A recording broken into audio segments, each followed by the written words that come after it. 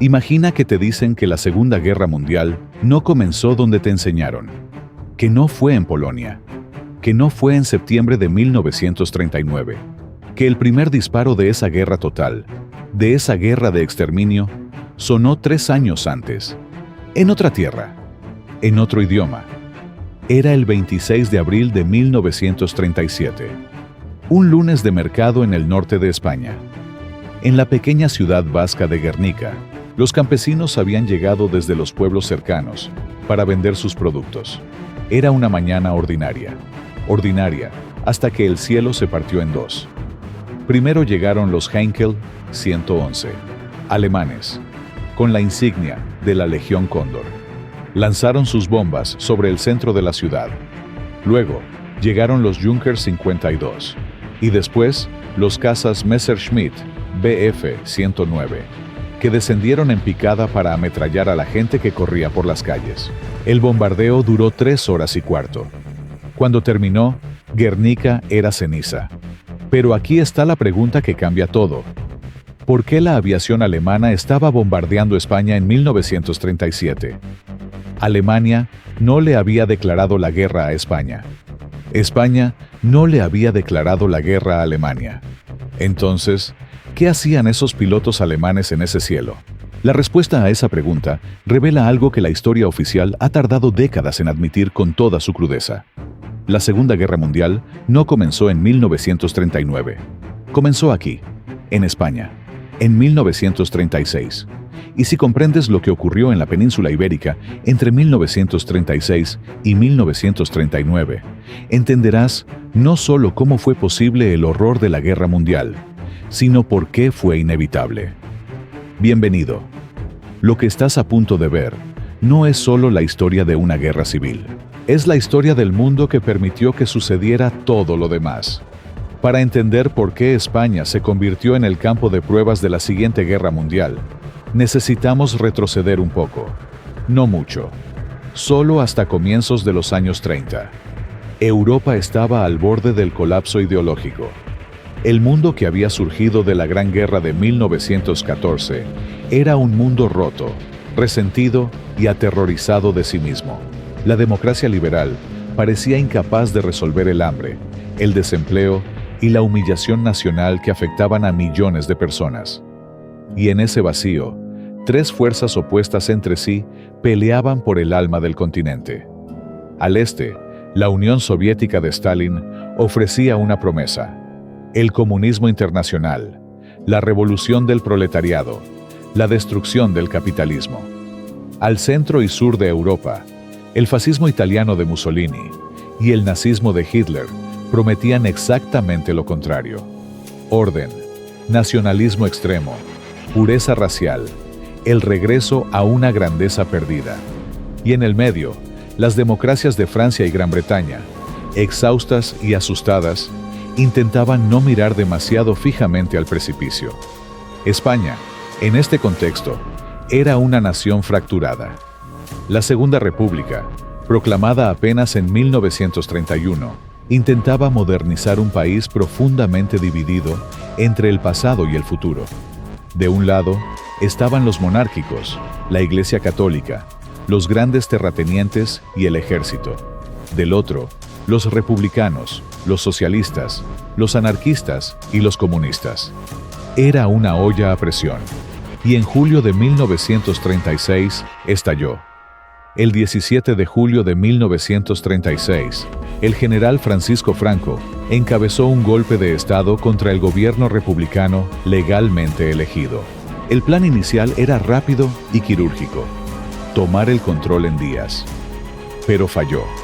La República resistió.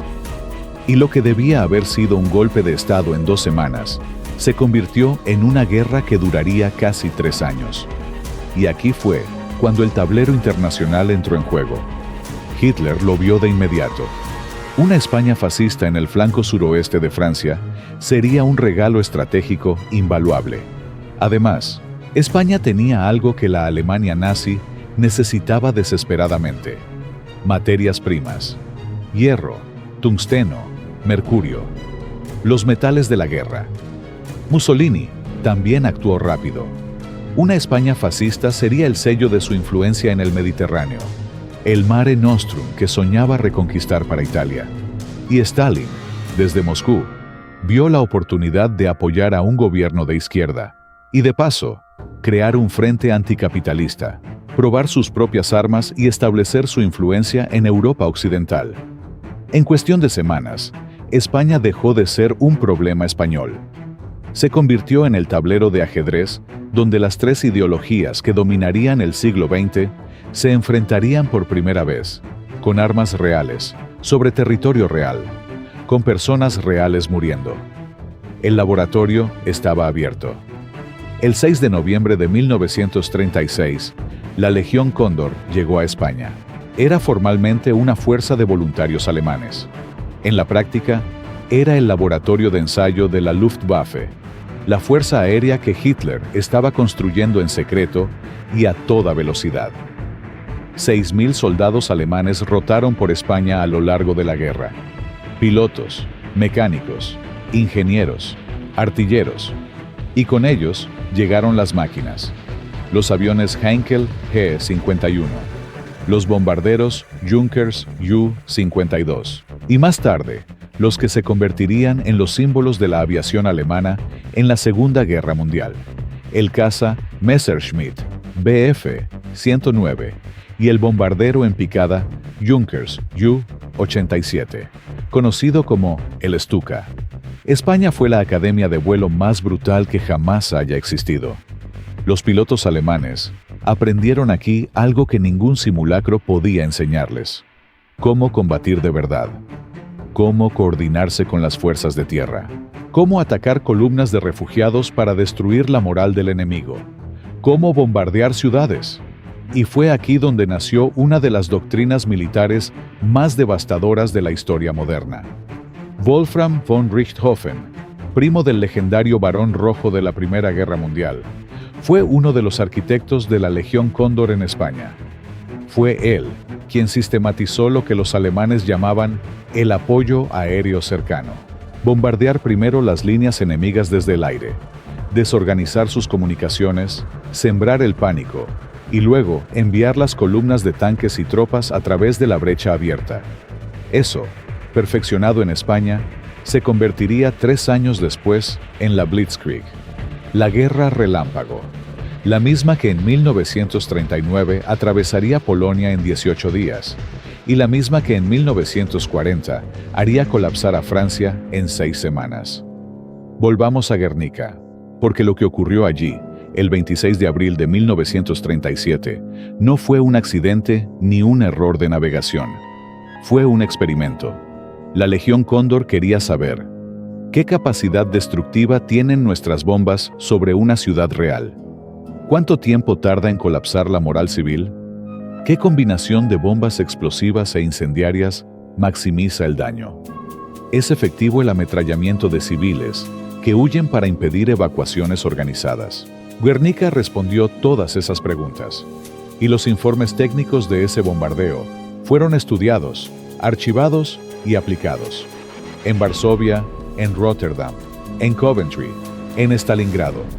En cada ciudad europea que ardió durante la Segunda Guerra Mundial, había un poco del humo de Guernica. Mussolini no quiso quedarse atrás.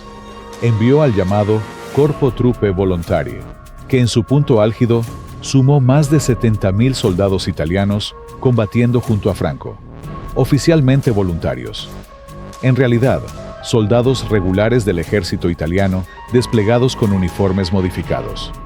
Italia también envió sus tanques, los CB-33 y CB-35, pequeños vehículos blindados que habían parecido formidables en el papel.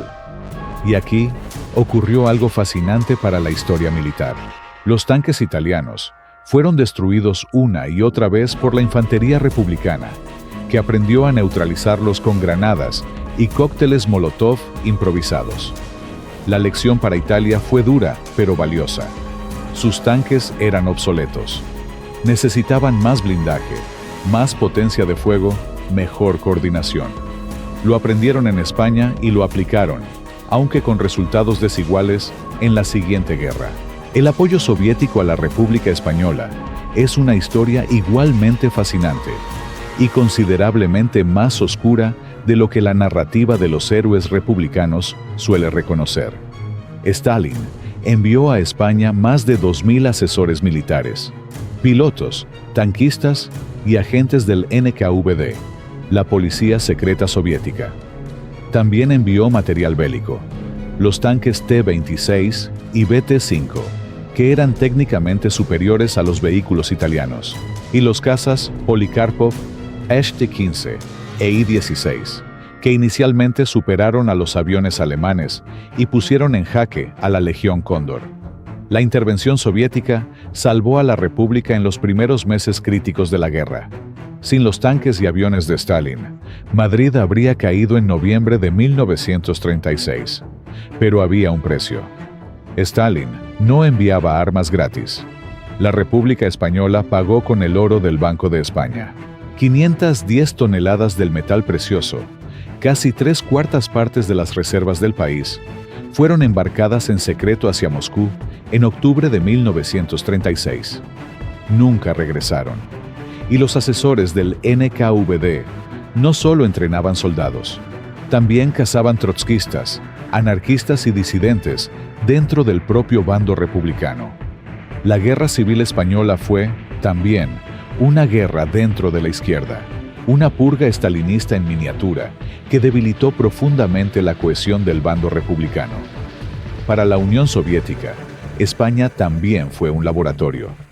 Aprendieron que sus tanques necesitaban mejores radios, que sus pilotos debían mejorar la coordinación con la infantería, que la logística a larga distancia era un problema no resuelto.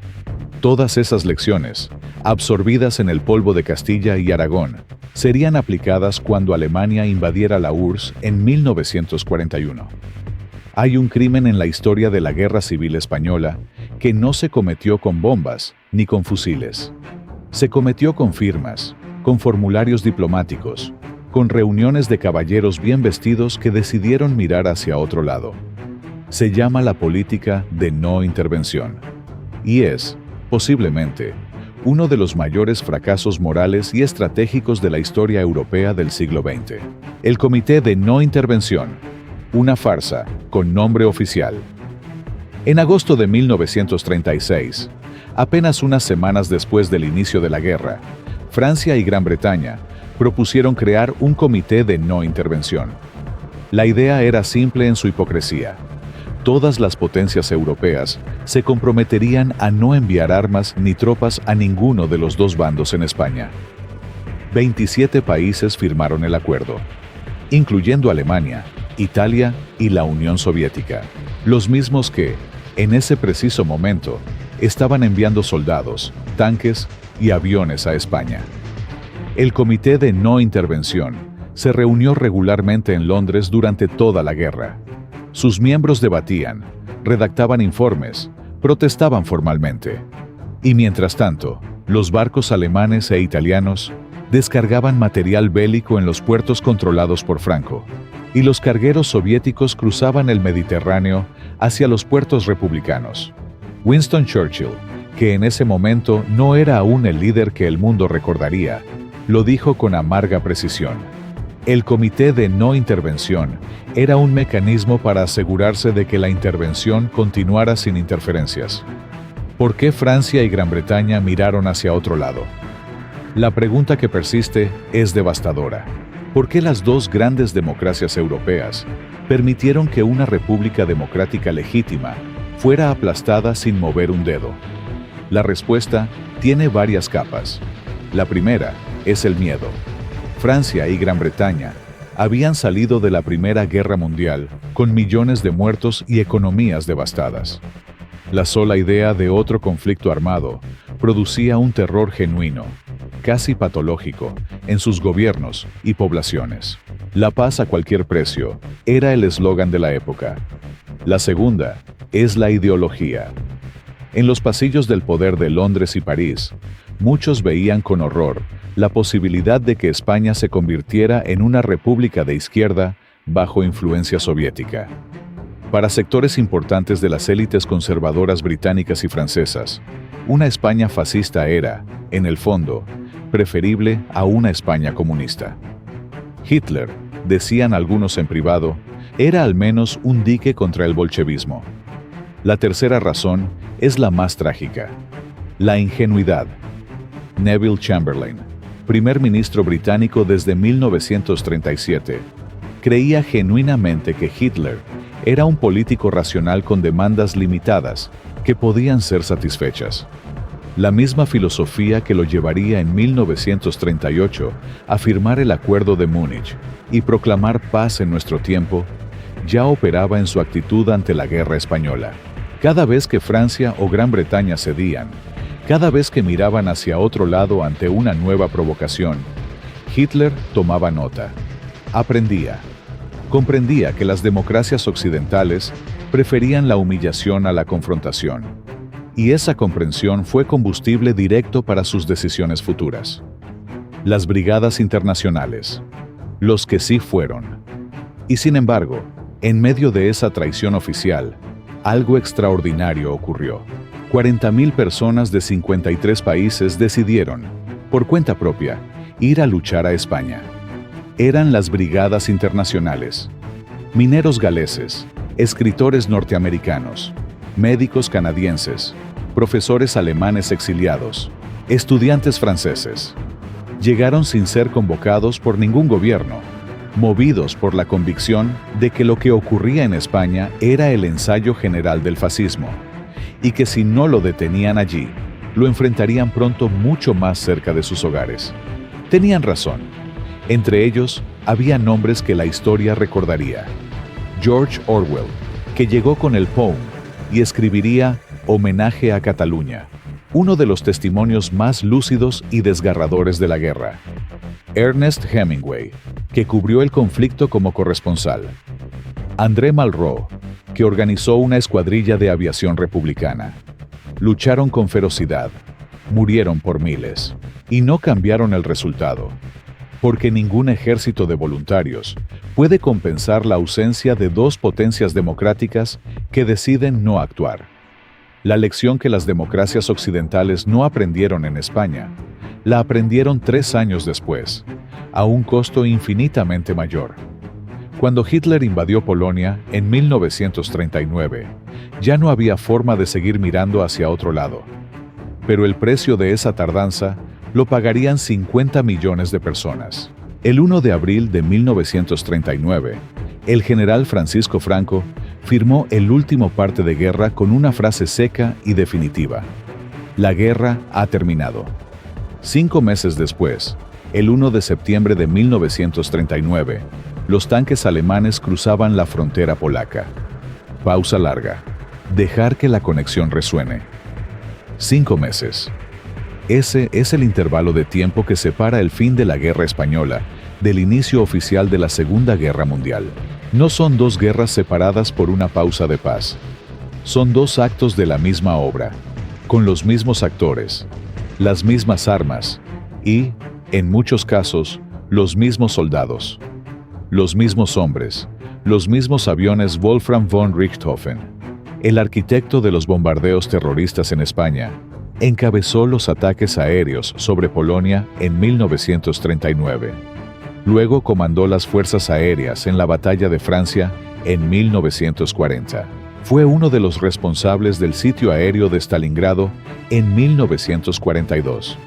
El mismo hombre que había estudiado los incendios de Guernica fue el que luego incendiaría media Europa. Los pilotos de la Legión Cóndor, que sobrevivieron a España, formaron el núcleo de élite de la Luftwaffe. Habían aprendido en combate real lo que ninguna academia podía enseñar.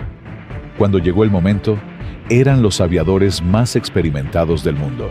Los tanques T-34 soviéticos, que redefinirían la guerra blindada en el frente oriental, fueron desarrollados a partir de las lecciones aprendidas con los tanques T-26 en España. Los ingenieros de Hitler, que vieron cómo los blindados soviéticos resistían mejor las balas, aceleraron el desarrollo del Panzer IV y más tarde del Panzer V Panther. Pero los nombres que más importan no son los de los generales, son los de los anónimos. Los pilotos republicanos españoles que sobrevivieron a la guerra y huyeron a Francia fueron internados en campos de refugiados. Cuando Alemania invadió Francia en 1940, muchos de ellos se unieron a la resistencia francesa o escaparon a Gran Bretaña para unirse a la Real Fuerza Aérea. Habían estado ya peleando contra el fascismo alemán desde 1936. Para ellos, la guerra nunca tuvo un verdadero inicio en 1939. Los soldados de las brigadas internacionales que regresaron a sus países fueron vigilados, arrestados o simplemente ignorados. En los Estados Unidos, muchos fueron investigados por sus supuestas simpatías comunistas. La ironía era perfecta. Habían sido los primeros en reconocer la amenaza nazi, y su recompensa fue la sospecha. Los exiliados republicanos españoles que llegaron a México, a Argentina, a Francia, llevarían consigo durante décadas el peso de haber perdido la primera batalla de una guerra, que el resto del mundo tardaría 3 años en reconocer. Si miramos la guerra española desde la perspectiva de lo que vendría, vemos un catálogo casi perfectamente organizado de las innovaciones bélicas de la Segunda Guerra Mundial. En España, se perfeccionó el bombardeo estratégico de ciudades, la táctica deliberada de atacar a la población civil para destruir la voluntad de resistir. En España, se desarrolló la guerra de propaganda moderna, con el uso de la radio, el cine y la fotografía como armas. Robert Capa tomó en España la fotografía de guerra más icónica de la historia, el miliciano muerto, la imagen que definió cómo el mundo aprendería a ver la guerra. En España se experimentó por primera vez con el uso masivo de la guerra química en pequeña escala, con la coordinación entre blindados y artillería, con el despliegue de paracaidistas como fuerza de choque. En España, el mundo de la medicina militar aprendió a hacer transfusiones de sangre en el campo de batalla, una innovación que salvaría cientos de miles de vidas en la siguiente guerra. Y en España, por primera vez, el mundo vio en fotografías y en noticiarios cinematográficos lo que era una guerra moderna. No las trincheras estáticas de la Gran Guerra, sino una guerra en movimiento, fluida, total, que no distinguía entre soldados y civiles, entre frente y retaguardia. El mundo lo vio, lo publicó en los periódicos, lo debatió en sus parlamentos, y no hizo nada suficiente para detenerlo. Y 5 meses después de que Franco firmara su parte de victoria, comenzó la guerra que el mundo sí decidió llamar por su nombre. La historia tiene una tendencia cruel. Simplifica para poder ser contada. Le pone fechas claras, nombres precisos, actos inaugurales. El 28 de junio de 1914, el archiduque Francisco Fernando es asesinado. La Gran Guerra comienza. El 1 de septiembre de 1939, los tanques cruzan Polonia. La Segunda Guerra Mundial comienza. Esas fechas son reales, pero son también un poco mentira, porque los grandes horrores de la historia no nacen en un día concreto. Se incuban, se ensayan, se prueban en lugares que el mundo decide que no son suficientemente importantes. España fue ese lugar. Durante 1000 días, entre julio de 1936 y abril de 1939, España fue el teatro donde los arquitectos de la barbarie del siglo XX afinaron sus instrumentos, probaron sus bombas, entrenaron a sus pilotos, aprendieron a matar mejor y más rápido. Y las democracias del mundo, que tenían los medios y la razón moral para intervenir, decidieron que era preferible no complicarse. El resultado de esa decisión no fue la paz. Fue la guerra más mortífera de la historia humana. Fue Auschwitz y Hiroshima, y el sitio de Leningrado y el bombardeo de Dresde, y los campos de muerte en Asia y África y Europa. Fue 50 millones de muertos. Hay una lección aquí que no ha caducado. La indiferencia ante la injusticia que ocurre lejos no crea distancia. Crea las condiciones para que la injusticia llegue más cerca. Las guerras que ignoramos no desaparecen. se transforman en guerras más grandes que ya no podemos ignorar. La Guerra Civil Española terminó hace más de 80 años, pero sus fantasmas siguen recorriendo el siglo, cada vez que una democracia mira hacia otro lado ante una agresión, cada vez que el miedo al conflicto produce mayor conflicto, cada vez que alguien decide que lo que ocurre en otro país no es su problema. España nos dijo lo que venía. No quisimos escuchar. La pregunta es si, esta vez, escuchamos. Si llegaste hasta aquí, te pido algo sencillo. Dime en los comentarios si crees que la historia de la Segunda Guerra Mundial debe reescribirse desde 1936. ¿Estás de acuerdo con que España fue el verdadero inicio de ese conflicto? ¿O crees que hay razones para mantener 1939 como la fecha oficial? Los mejores debates históricos no ocurren en los libros. Ocurren entre personas que se toman el tiempo de pensar. Si este video te hizo pensar diferente, o si reforzó lo que ya sabías, ambas son victorias. Compártelo con alguien a quien le importe la historia real, no solo la versión oficial. Y si quieres que sigamos explorando los puntos ciegos de la historia que nos enseñaron, ya sabes qué hacer. Hasta la próxima.